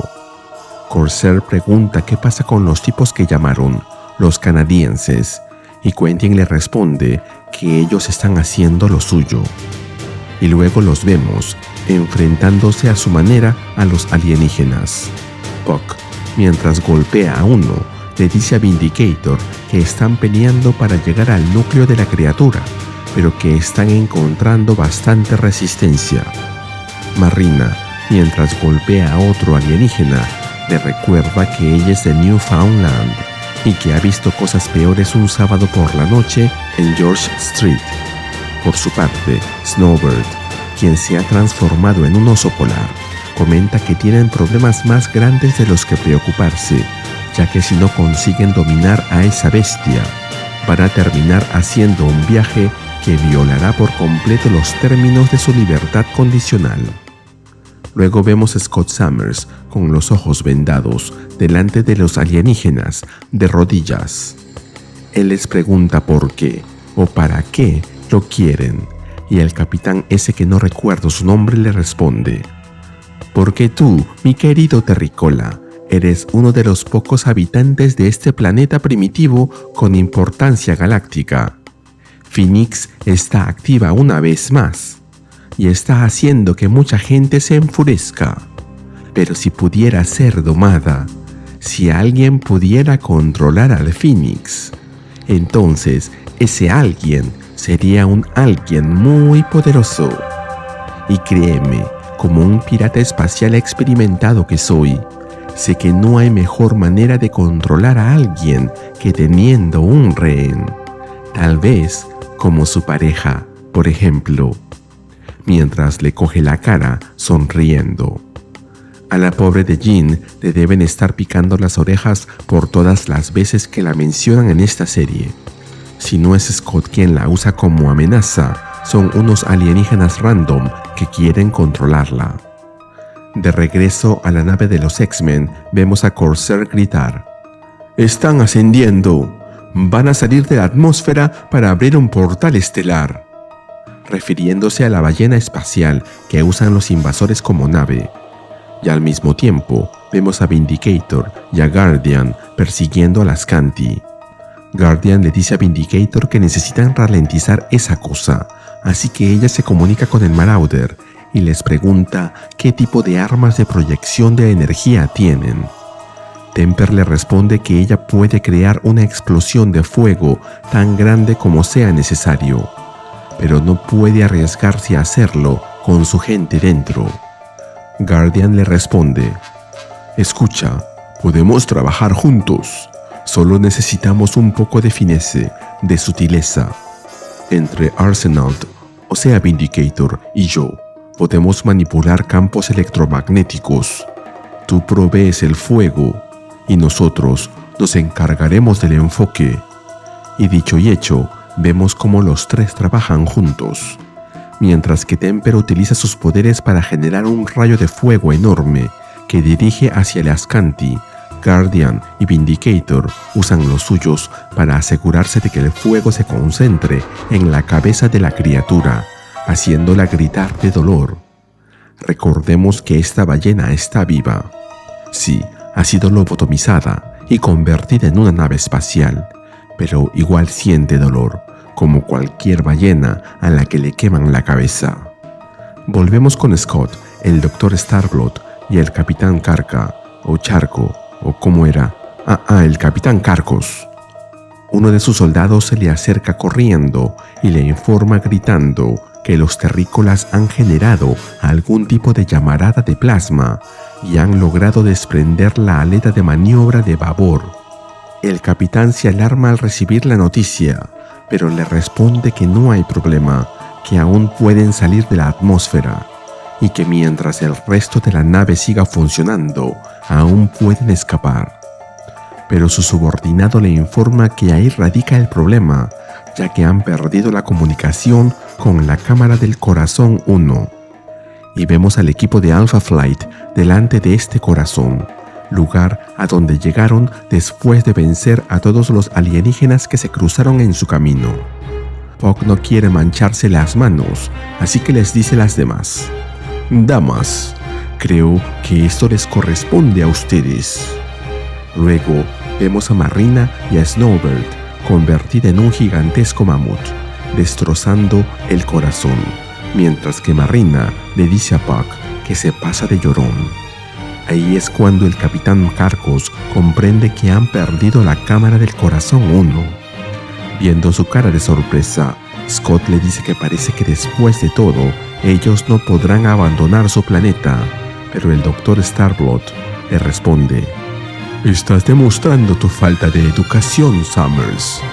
Como cualquier zoólogo sabe, los Acanti tienen 2 corazones». A lo que Scott, mientras esgrime una sonrisa encubierta, le dice, burlándose de él: «¿Y tú no sabes contar, Starblood? Solo lograste controlar a 3 X-Men, y había 4 en mi equipo de abordaje». E inmediatamente vemos a lo que se refiere, ya que si bien ellos se encargaron de Scott, Juggernaut y Magik, se olvidaron de Psylocke, a quien vemos junto al otro corazón de la Acanti, después de haber eliminado a todos los alienígenas que estaban protegiendo la zona, a quienes vemos desparramados por el piso. Mientras tanto, Magik observa cómo la ballena cae en picada. Ella se comunica telepáticamente con Quentin y le pide que le envíe las coordenadas. Quentin le responde que algo ha pasado y que la Acanti está cayendo. Magik le responde: «Oh, gracias. Necesitaba que un supergenio psíquico me dijera eso. Necesito sacar a nuestra gente. Dame las coordenadas». Quentin le revela que su interferencia psíquica ha caído, así que le enviará pings psíquicos para Slim, Cain, Quanon y los canadienses. Illyana, mientras se teletransporta de vuelta a la zona de combate, se pregunta quiénes serán esos canadienses. Y luego la vemos llegando al lugar. Primero rescata a un Scott más ciego que nunca ante la mirada de sorpresa de Starblood y el Capitán Carcos. Luego rescata a Puck y los demás de Alpha Flight. Luego hace lo mismo con Psylocke. Y finalmente con un inmóvil Juggernaut, mientras les dice a los alienígenas restantes: «Hey chicos, espero que disfruten el aterrizaje, perdedores». Pero antes de irse, hace una última parada en donde están el Capitán Carcos y Starblood, de quienes se despide haciéndoles un gesto con la mano. Lo que vemos después nos deja sin palabras.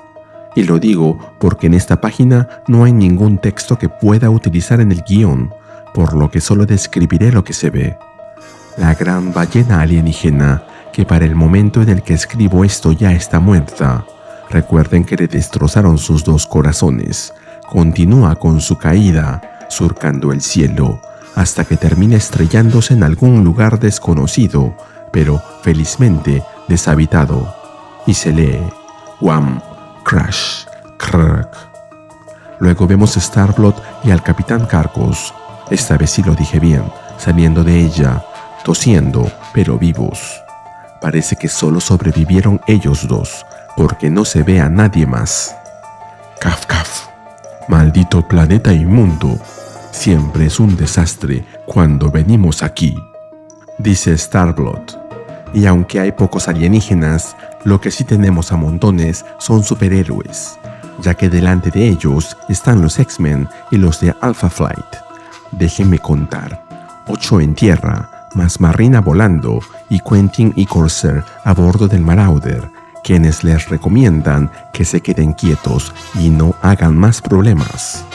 Aunque luego Puck agrega: «Pero, hey, amigos, siéntanse libres de intentarlo de nuevo». Más tarde, escuchamos a Scott decirle a Guardian, mientras ve los restos de la ballena muerta: «Bueno, al menos no cayó sobre la ciudad, así que supongo que eso es una victoria». y mi padre está negociando con el Imperio Kree-Skrull para cobrar las recompensas por todos esos tipos, así que él está feliz. Guardian le responde que le alegra que alguien lo esté. Scott continúa: Mac, ustedes nos defendieron y aún están pagando por ello. Ustedes, todos en Alpha Flight, merecen algo mejor que esto. Solo dilo y los X-Men los sacarán de allí. Pero Guardian le dice que no. Ellos hicieron su elección y sabían lo que podía significar. Y esa es la manera en que les demuestran a sus captores que estaban equivocados y los avergüenzan con cada vida que salvan. Luego agrega: como fugitivo no soy nada, pero como Guardian, como Alpha Flight, soy un símbolo. Todos lo somos.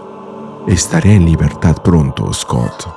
Luego estrechan las manos en señal de amistad, pero son interrumpidos ya que Scott recibe un mensaje. Este es Hank, Beast, quien le da una noticia que lo deja helado. Es Charles Scott. El profesor Xavier ha escapado. Y se nos muestra un mensaje que nos dice que en el próximo número tendremos el evento mutante X-Man Hunt. La historia comienza en la bahía de San Francisco. Así como Utopía, así como New Tian, otro hogar mutante más, destruido. Ahí vemos a Psylocke comunicándose con Beast. Quentin está sentado, cabizbajo y pensativo. Temper está intentando devolverle el calor al cuerpo de Scott. Y Magik, supongo que está pensando qué hacer después. Psylocke les comenta a los demás que han perdido a Beast. Y luego le pregunta a Temper cómo está Scott. Temper le responde que está convirtiendo la escarcha en calor, pero que es un trabajo delicado. Magik le pregunta a Quanon qué demonios fue lo que pasó y desde cuándo Storm tiene tanto poder. Psylocke le responde que no lo sabe, pero lo que sí sabe es que San Francisco está sufriendo el sangrado psíquico de Xavier. Sin quererlo, Storm ha lanzado una contaminación psíquica de nivel Omega sobre un área densamente poblada. Luego le pide a Temper que haga que Scott esté cómodo, y a Magik le indica que se prepare para moverlos a todos. Storm le ha dado refugio al hombre que robó su mente y su voluntad en Greymarking, así que le hará pagar por lo que hizo. Nos movemos al Thundercloud, la base móvil de Storm, a 1000 pies de altura, y vemos a Xavier diciéndole a Beast: Henry, simplemente no puedo permitir que destruyas el Thundercloud. Por mucho que tú y yo podamos estar en desacuerdo sobre lo que estoy haciendo, tengo responsabilidades. Mientras intenta ingresar en su mente, pero inmediatamente se detiene ya que siente algo raro y exclama: ¿qué es esto? Como un pequeño nudo en tu mente. Una voz le responde desde atrás: instalé Psycoms, comunicaciones psíquicas, en los cerebros de todos, Chuck. Una subrutina telepática limitada que usa mi cerebro como centro, autosuficiente para que no tenga que prestarle mucha atención. Oh, Quentin, responde Xavier. Siempre fuiste extremadamente inteligente, incluso como estudiante. Scott te envió para cortarme las alas. Telépata contra telépata. Omega contra Omega, le contesta Quentin, mientras activa sus poderes telepáticos, preparándose para el enfrentamiento. Inmunicé psíquicamente a nuestros X-Men contra tu sangrado telepático, Chuck, pero no puedo hacer lo mismo con todos en San Francisco a los que estás volviendo locos. Así que tengo que cortarlo desde la fuente. A lo que Xavier, esgrimiendo una sonrisa, responde: entonces ven por mí, porque no seré detenido. Nos movemos al lobby del Thundercloud y vemos a Storm enfrentándose a Juggernaut, atacándolo una y otra vez con descargas de electricidad. Storm le dice que es sorprendente ver cómo él, aunque ya está vencido, aún así se levanta. A lo que Juggernaut le responde en medio de gritos de dolor: ¿tú crees que esta es la peor paliza que he recibido? Mira, mamita, mi viejo, ese sí solía darme una paliza. Me golpeó tan fuerte que creo que me dejó ciego de un ojo una vez. ¿Crees que soy un monstruo? ¿Quién crees que me hizo uno? Así que si crees que puedes castigar al Juggernaut, tienes mucho que aprender. Vamos entonces, puedo soportarlo. Agrega luego, retándola a que lo ataque más fuerte. Nos movemos a la fábrica en Merle, Alaska. Vemos a Magneto rodeado de los pocos mutantes que no están participando en la misión. Thorne comenta que piensa que él debería estar allí. Benjamin le responde que todos deberían estar allí. Glob y Jennifer también están junto a Magneto. Pero Magneto se dirige a Thorne y le recuerda que él tiene un agujero negro por cerebro. Así que si la contaminación psíquica de Charles lo indujera a quitarse el casco, sería catastrófico. Y luego le dice a Ben que cree que todos pueden estar de acuerdo en que un solo ataque a San Francisco por parte de su Thoughtform Alien Fleet, su flota alienígena formada con el pensamiento, es más que suficiente. Como comentario, esto último se vio en X-Men número 2. Además, comienza a decir, pero es sorprendido por Magik, que aparece de la nada junto a él y le quita el casco de la cabeza, para luego marcharse igual como vino. Magneto no sabe qué ha sido eso, y los demás están igual de confundidos. Volvemos a la sala de motores del Thundercloud, donde vemos a un Beast controlado mentalmente por Xavier. Pero ahí es donde entendemos el proceder de Magik, ya que le coloca el casco en la cabeza, mientras le dice, «Bienvenido de vuelta, Hank», lo que hace que despierte de su trance.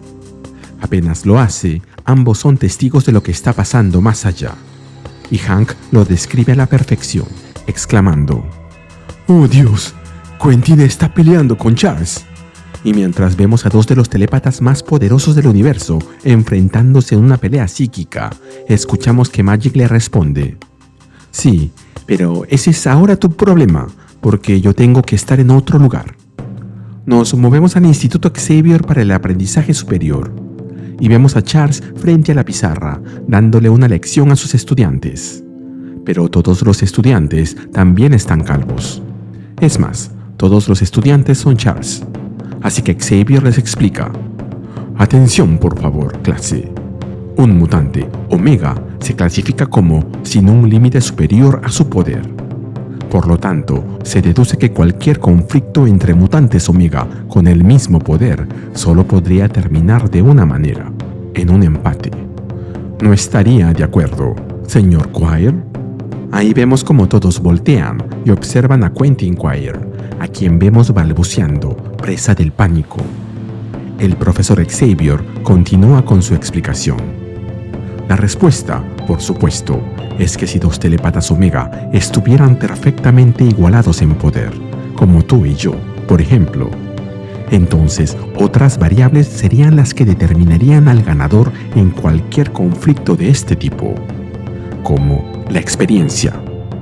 Y vemos cómo los demás estudiantes se arrojan sobre Quentin, quien solo puede gritar de desesperación. Volvemos al lobby y vemos a Juggernaut haciendo lo imposible para resistirse a los ataques de Storm, quien ha dejado las descargas eléctricas y ahora intenta destruirlo utilizando sus poderosos vientos. Juggernaut le dice, ¿es eso todo lo que tienes?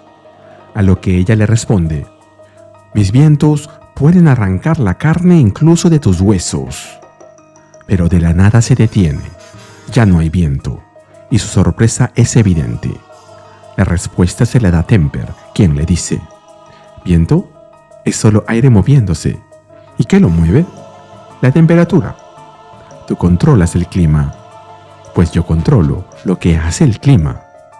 Y la vemos aparecer delante de Storm y Juggernaut, gracias a que Magik la ha traído hasta aquí.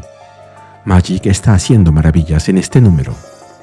Pero Storm le responde, controlo mucho más que los vientos, mientras invoca sus espadas de luz, las que ya habíamos visto antes. Así que Magik se le planta enfrente y la reta. «Oh, ¿tienes espadas? Me encantan las espadas».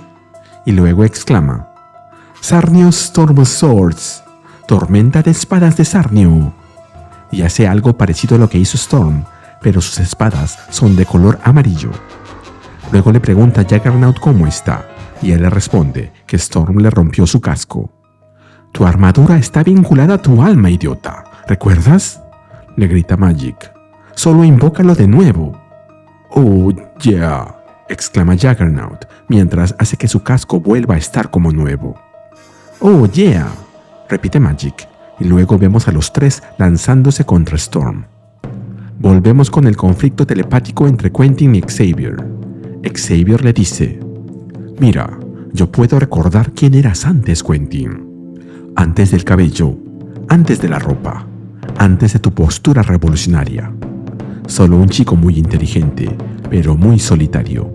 Un chico que era invisible. Un chico que se lastimó con los bordes afilados del espacio vacío en el rompecabezas en el que intentó encajar. Esto no tiene que ir más lejos, Quentin. No encuentro placer en nada de esto.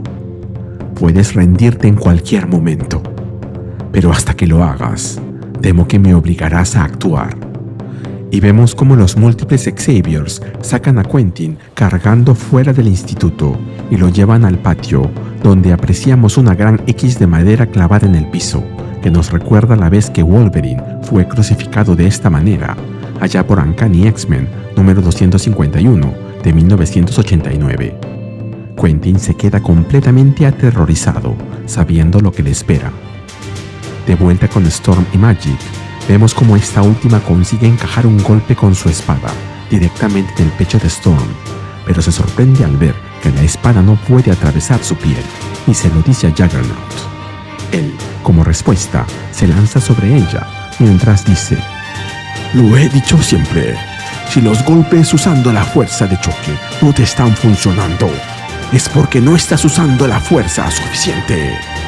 Y golpea a Storm en el rostro, pero ella, lejos de rendirse, solo les dice: «¿Han terminado?», mientras emana energía eléctrica desde sus ojos. Magik inmediatamente lo entiende y se lo dice a Juggernaut: «Estamos en problemas, Kain». «No me digas», responde él, a lo que Magik agrega: «Ella está poseída. Pude ver dentro de su alma». «Oh, ¿qué haces mirando dentro de las almas de la gente? Eso es de muy mal gusto», le responde Juggernaut, a lo que Magik contesta mientras esquivan un nuevo ataque de Storm: «Fui criada por demonios. Ellos están muy preocupados por las almas». Juggernaut, luego de escuchar eso, le grita a Magik: «Así que tiene un demonio dentro. Tú conoces demonios. Encárgate de ello». Pero Magik contesta: «No es un demonio. Es algo más grande, algo peor», mientras se abalanza sobre Storm para intentarlo una vez más. Finalmente Psylocke interviene y comenta: «Entonces la necesitaremos de vuelta». Y luego se dirige a Storm y le dice, mientras toca con una mano el capullo donde está Maggot: «Tu amigo Maggot se ha hecho un capullo, Storm. Eso lo deja bastante vulnerable». Volvemos con Quentin, a quien vemos crucificado en esa gran X de madera, sangrando y derrotado, con los Xaviers alrededor de él, portando antorchas. Xavier le advierte: «Termina con esto, por favor. Ríndete. Esto ya no es un enfrentamiento entre nosotros, es un abuso». A lo que Quentin le responde: «Tenías razón. No sabía qué pensar de mí mismo en aquel entonces. Pero incluso entonces sabía que no quería ser tú». Xavier le contesta: «¿Sabes? Tal vez tengamos eso en común ahora. Pero basta de hablar. Sí, ya era hora de que conocieras a mi abogado», le responde Quentin, levantando la mirada. «¿Abogado?», pregunta Xavier, intrigado. Y Quentin se lo explica mientras esgrime una sonrisa. «Algo que quedó atrás. Una trap thought form, una trampa mental que extraje de la mente de alguien. Algo que encerré y puse en cuarentena en mi propio cerebro por si resultaba útil, por si te acercabas demasiado. Llámalo una reunión familiar, Chuck». Y vemos como detrás de Xavier aparece Cassandra Nova, quien le atraviesa la cabeza con una mano mientras le dice: Hola Charles. Hola hermano. Como comentario, esto lo vimos en un número anterior, en el que Psylocke y Quentin ingresaron en la mente de Ben Liu para averiguar quién estaba detrás de los ataques, y se encontraron con un remanente de Cassandra Nova ahí. Luego vemos a Cassandra vomitando algo morado, lleno de gusanos, moscas y demás alimañas que cubren a Xavier por completo, quien solo puede gritar. ¿Cassandra Nova? ¿Cómo? ¡Ah! Volvemos con Psylocke, a quien vemos atravesando el capullo de Maggot con su espada, mientras le dice a Storm: «Vas a terminar con esto, ahora». «Como desees», le responde ella, pero Psylocke se lo aclara. «No estoy hablando contigo, estoy hablando con Ororo Munro. Vas a retomar el control de tu cuerpo, Storm, porque has actuado de manera incorrecta. Las personas en la ciudad de abajo están heridas, si no muriendo, por lo que has traído cerca de ellas. Así que regresa y asume tu responsabilidad. O clavaré mi espada en el hombre dentro de este capullo y lo mataré. Porque esa es la lección que estoy aquí para enseñar. Cuando un ser con un poder como el tuyo actúa mal, la gente muere. Tú has sido adorada como una diosa. Por supuesto que no puedes imaginar que termines estando equivocada. Así que deja que esa vergüenza te dé poder y recupera el control». Volvemos con Quentin y Xavier, y mientras vemos a Quentin despertar, vemos a Xavier haciendo lo mismo y quitándose el casco, intentando escapar de todos los bichos que lo habían asaltado. Pero ese momento es aprovechado por Beast, quien le coloca el casco de Magneto en la cabeza, mientras le dice: «Duerme, profesor», y le aplica una inyección en el brazo izquierdo. Luego vemos a Xavier desmayado y a Hank sosteniéndolo, mientras que Quentin le pregunta: «¿Qué demonios te tomó tanto tiempo?». A lo que Hank le responde: «Él tenía que quitarse el casco él mismo, Quentin. En esa turbulencia psíquica había poco que pudiera hacer más que esperar». Y luego, mientras se retiran del lugar, con Hank cargando a Xavier sobre uno de sus hombros, escuchamos a Quentin decir: «Por cierto, gané. ¿Usaste algún tipo de truco sucio?», le pregunta Hank. A lo que Quentin responde: «McCoy, por supuesto que lo hice». Volvemos con Storm, a quien vemos de nuevo en su armadura de vibranium, ya libre de la influencia de Eternity, quien le dice a Psylocke: «Detente, soy yo misma otra vez. Aléjate de Maggot». Y luego le pregunta: «¿Realmente lo haría, Psylocke? ¿Matarías a un hombre inocente para castigarme?». A lo que Psylocke, mientras quita su espada del capullo, le responde: «Olvidas quién solía ser. He matado a más hombres inocentes que muchas enfermedades existentes. Puede que tú hayas sido una diosa, pero nosotros solo somos monstruos. Y nos llevaremos a este monstruo con nosotros», refiriéndose a Xavier. Finalmente agrega: «Si no estás contenta con este arreglo, sabes dónde encontrarme. He oído que te gusta resolver las cosas con cuchillos, y estaré encantada de complacerte». Creo que eso que dijo Psylocke, lo de los cuchillos, es una alusión a lo que pasó con Doctor Doom en su castillo de Latveria, donde intentó deshacerse de él arrojándole un cuchillo. Y ese cuchillo se lo dio Rogue. Todo está interconectado. Storm repite lo que dijo Psylocke: «Nosotros solo somos monstruos», que en inglés es «We are just monsters». Y luego le pregunta: «¿Estás segura de que son justos?». Y la razón es que la oración «We are just monsters» se puede también traducir como «Nosotros somos monstruos justos». Interesante juego de palabras de Ororo. Volvemos a San Francisco y vemos a Cyclops despertando de su letargo. Psylocke se comunica telepáticamente con él. «Psylocke a Cyclops, ¿estás despierto ya?». «Apenas», responde él, y luego le pregunta: «¿Cuál es el estado de las cosas?». «Misión completada», le contesta Psylocke, mientras aparece junto a los demás X-Men y a Xavier cerca de él, y le cuenta que se teletransportaron un poco más abajo en la playa para no aterrizar sobre él. Cyclops le pregunta si hubo alguna baja en la misión y Psylocke le responde: ninguna, excepto que tenemos un compromiso que cumplir. Tuvimos que prometerle a Storm no devolver a Charles a Greymarket. Con su resistencia a los ataques telepáticos, ella no estaba al tanto de su sangrado psíquico. Algo extremadamente extraño le está sucediendo a ella, y ahora también a Maggot, lo que amerita que los mantengamos en observación. Lo mismo con Charles, interrumpe Beast. Ha sido fuertemente sedado, pero deberíamos estar moviéndonos. Pero no puede terminar la frase, ya que una voz lo interrumpe desde arriba, que le dice: baja al calvo inmediatamente, Hank. Nosotros nos encargaremos del resto.